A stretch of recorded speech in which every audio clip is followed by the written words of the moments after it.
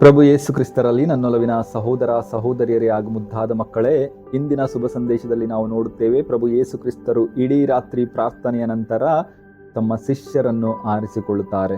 ಪ್ರಭು ಯೇಸು ಕ್ರಿಸ್ತರು ಯಾವುದೇ ಒಂದು ಕಾರ್ಯವನ್ನು ಎಸಗುವ ಮುಂಚೆ ಅಥವಾ ಒಂದು ನಿರ್ಧಾರವನ್ನು ತೆಗೆದುಕೊಳ್ಳುವ ಮುಂಚೆ ಅವರು ಪ್ರಾರ್ಥನೆಯನ್ನು ಮಾಡುತ್ತಿದ್ದರು.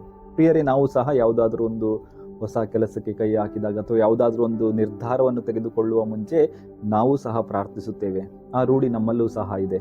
ಪ್ರಭು ಯೇಸು ಕ್ರಿಸ್ತರು ಪ್ರಾರ್ಥನೆ ಮಾಡಿದರು, ತಮ್ಮ ಶಿಷ್ಯರನ್ನು ಆರಿಸಿಕೊಂಡರು. ಆದರೆ ಎಲ್ಲ ಶಿಷ್ಯರು ಪ್ರಭುವಿನೊಂದಿಗೆ ನಿಲ್ಲಲಿಲ್ಲ. ಪ್ರಭುವನ್ನು ನಿರಾಕರಿಸಿದರು, ತಿರಸ್ಕರಿಸಿದರು. ಪ್ರಿಯರೇ, ನಾವು ಸಹ ಪ್ರಾರ್ಥನೆ ಮಾಡಿದ ನಂತರ ಎಲ್ಲ ಕೆಲಸ ಕಾರ್ಯಗಳು ಜಯಶಾಲಿಗಳಾಗುತ್ತೇವೆ ಅಂದುಕೊಳ್ಳಬಾರದು. ಕೆಲವೊಮ್ಮೆ ನಾವು ಸೋಲನ್ನು ಸಹ ಕಾಣುತ್ತೇವೆ.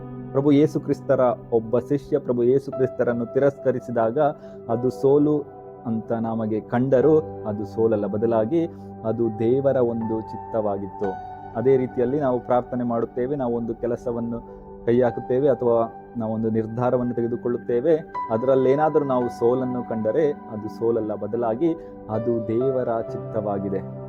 ನಮಗೆ ತಿಳಿದೇ ಇದೆ ಪ್ರಿಯರೇ, ದೇವರ ಯೋಜನೆಗಳು ಮನುಷ್ಯನ ಯೋಜನೆಗಳಂತಲ್ಲ, ಬದಲಾಗಿ ಅದು ಮಾನವನ ಯೋಚನೆಗಿಂತಲೂ ಮಿಗಿಲಾದುದು.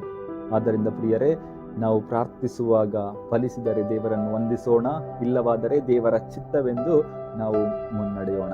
ಏಕೆಂದರೆ ದೇವರ ಚಿತ್ತ ನಮ್ಮ ಚಿತ್ತಕ್ಕಿಂತ ಹೆಚ್ಚಾದದ್ದು, ಮಿಗಿಲಾದದ್ದು. ದೇವರು ನಮ್ಮನ್ನು ಪ್ರೀತಿಸುವವರು. ಈ ವಿಶ್ವಾಸದಿಂದ ನಾವು ಪ್ರೀತಿಸುವ ಭಕ್ತಾದಿಗಳಾಗೋಣ. ದೇವರು ನಮ್ಮೆಲ್ಲರನ್ನು ಆಶೀರ್ವದಿಸಲಿ.